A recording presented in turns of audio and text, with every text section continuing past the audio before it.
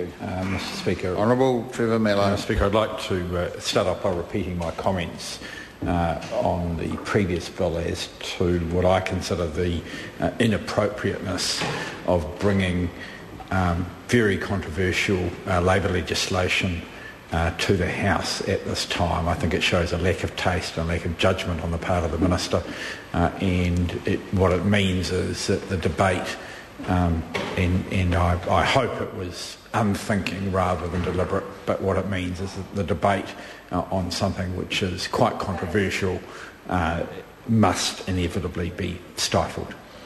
Mr Speaker, this bill is just a continuation of the National Party's attack on wage and salary earners' rights, wages and conditions. It's consistent with the approach that John Key has taken as leader, which is the exact opposite of the promise he made with regard to those wages and salaries and the gap with Australia. What he is doing is driving them down rather than helping them up.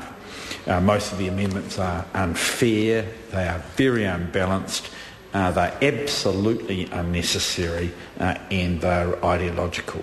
Mr Speaker, the fact again that they were announced at the National Party conference, announced after a working group but without full consultation, is something which is concerning to democracy. And again, the fact that these were pushed through the House in the committee stages and indeed at the second reading under urgency is a sign of the disregard this government has for workers' rights and for the conditions of middle New Zealand wage and salary earners. It's something which I think shows a degree of arrogance and frankly bad parliamentary management, because if the normal approach was taken, I'm sure the government would have actually spent less time on this legislation than they actually did. Mr Speaker, I think it's hardly necessary for opposition members to focus for a long time on the submissions on this bill, although we certainly did at the Select Committee and around the Select Committee. It's probably unnecessary for us to do a lot of research on the bill because the government has been generous enough to provide within the regulatory impact statement a very clear statement of the issues in this bill. And what it makes clear is that as part of the government's attack on workers, the regulatory impact statement indicates that this legislation will reduce opportunities for rest and recreation away from work for wage and salary earners, and that will increase working hours overall and decrease time for community and family activities. And I just want to ask members of the government, when did they, as part of the election campaign, go to families and say, we're going to reduce the time that you're going to have together? We think that community activities on the part of wage and salary earners should be reduced. And I just say it is an interesting comment on the different values on this side of the House that the Labor Party, and I must say in this case the Green Party but not the Maori Party, are supportive of people having family time and having time for community activity. I might be getting an indication from the Maori Party that they have swapped their position on the bill. If that is the case, I welcome that and think that that is a good move, and I'm very supportive of the Maori Party. Is it getting close to Matariki? Someone's seeing the light anyway.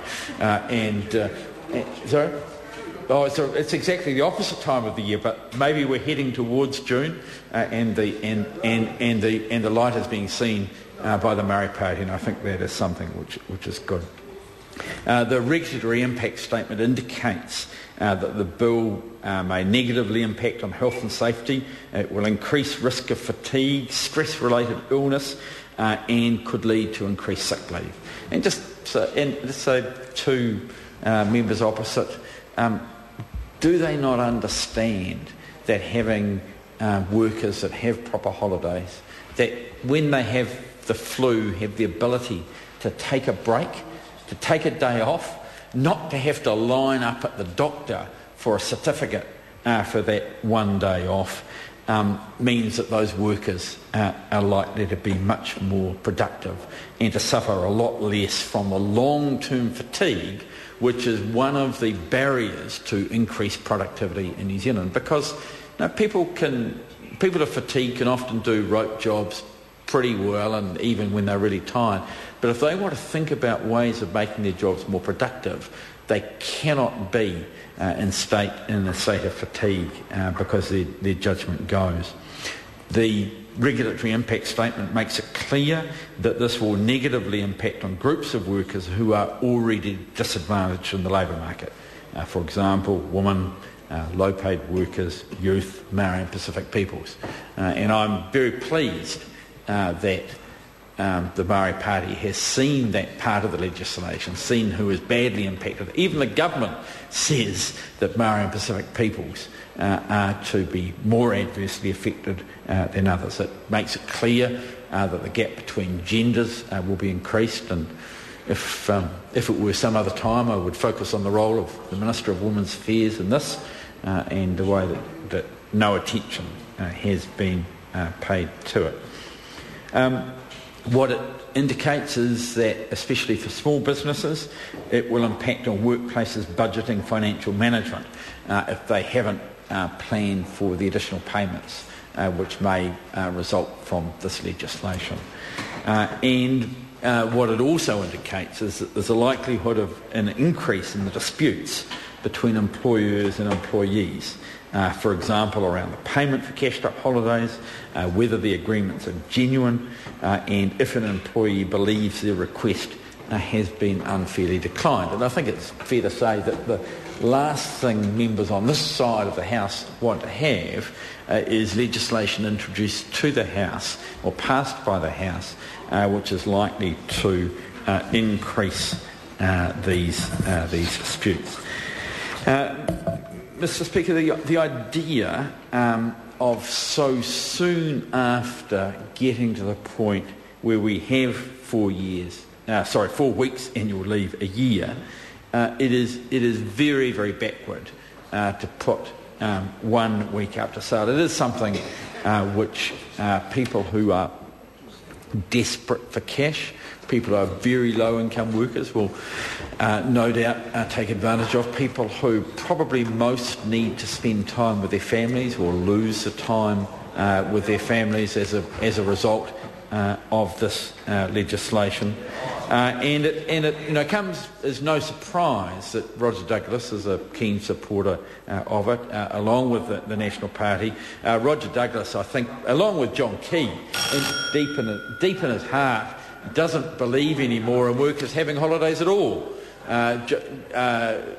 He believes in everyone being on a contract where the employer decides whether or not they have holidays and when they take them. Well, we have moved out of his 18th century approach to life, and we've moved forward into the 21st century. And for a small part of the 21st century, New Zealand has been closer to most countries in the OECD with reasonable leave provisions. Still not ideal. Work to do in the paid parental leave area in particular. My colleagues have some views, and I have some views which are similar around Anzac Day and Easter, and especially when two public holidays fall at the same time, and the government chose not to take advantage of an opposition amendment, I think moved by Darian Fenton, whereby we would have recognised that next year. I'm a sort of like old-fashioned. I think that Anzac Day is on the 25th, and that should not be shifted. But I'm also old-fashioned in that I see no religious importance in Easter Monday. Easter Monday has no religious significance at all. It was a day added on after Easter Sunday, on the day when no one ever worked on Sundays, to give an extra day to have a long Easter weekend. There is no significance. And having what's the religious significance of Easter Monday? Well, I do know there's none, Mr. Speaker. The point that I'm making is shifting that observance to Tuesday has no religious problems, and I think it's something that the government should have taken advantage of. So